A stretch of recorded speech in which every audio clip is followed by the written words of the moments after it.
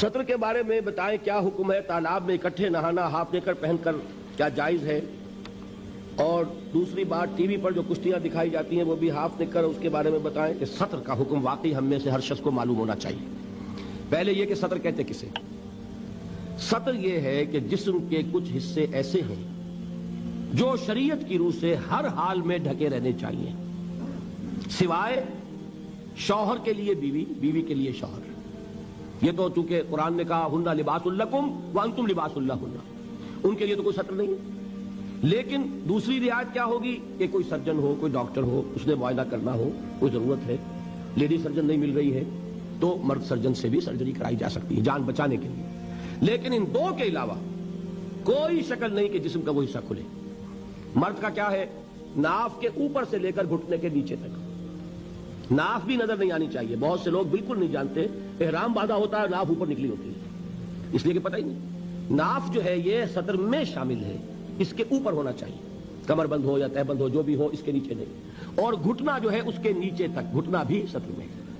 اب نکر وغیرہ جو ہے اس میں یہ سطر نہیں ہوتا، یہ ناجائز لباس ہے، اسلام کی روح سے حرام لباس ہے، اس میں کوئی اختلاف نہیں۔ یہ ہے مرد کا معاملہ۔ عورت کا معاملہ کیا؟ پورا جسم سطر ہے سوائے چہرے کی ٹکیا، ہاتھ یہ پہنچوں سے باہر، اور پاؤں ٹخنے سے نیچے۔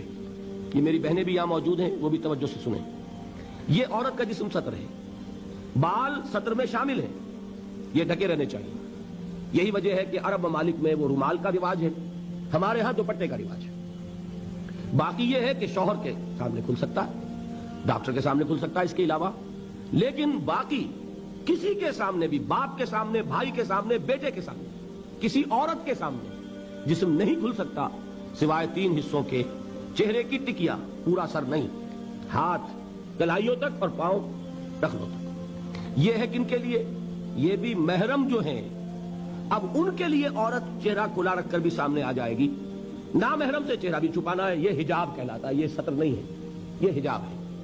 سطر حجاب کا حکم جو ہے وہ سورہ احزاب میں ہے۔ وہ کون ہے محرم جن کے سامنے عورت آ سکتی ہے چہرہ کھول کر؟ اس کی فہرست سورہ نور میں موجود ہے۔ اپنے باپ، شوہر کے باپ، اپنے بیٹے، شوہر کے بیٹے یعنی سوتیلے بیٹے، اپنے بھتیجے، شوہر کے بھتیجے نہیں، شوہر کا بھتیجا نامحرم ہے، اپنے بھانجے عورت کے، شوہر کا بھانجا نہیں، شوہر کا بھانجا نامحرم ہے۔ اس لیے کہ آج شوہر کا انتقال ہو جائے، اس عورت کا نکاح ہو سکتا ہے اس کے بھتیجے کے ساتھ، اس کے بھانجے کے ساتھ، ہاں اپنے بھتیجے کے ساتھ کبھی بھی نہیں ہو سکتا، ناممکن۔ جو محرمات ابدیہ ہیں وہی محرم ہیں، جن سے شادی کسی صورت میں نہیں ہو سکتی، سمجھے آپ؟ اپنے باپ سے نہیں ہو سکتی، اپنے بیٹے سے نہیں ہو سکتی، سوتیلے باپ سے نہیں ہو سکتی، سوتیلے بیٹے سے نہیں ہو سکتی، دادا سے نہیں ہو سکتی، پوتے سے نہیں ہو سکتی۔ یہ آپ گنتے جائیے، جو محرمات ابدیہ ہیں وہی محرم ہے۔ ان کے سامنے عورت چہرہ بھی کھلا رکھ کر آ سکتی ہے، باقی کے سامنے آئے گی چہرہ چھپائے گی۔ یہ ہے اسلام کے احکام۔ اللہ تعالی ہمیں ان پر چلنے کی توفیق عطا فرمائے۔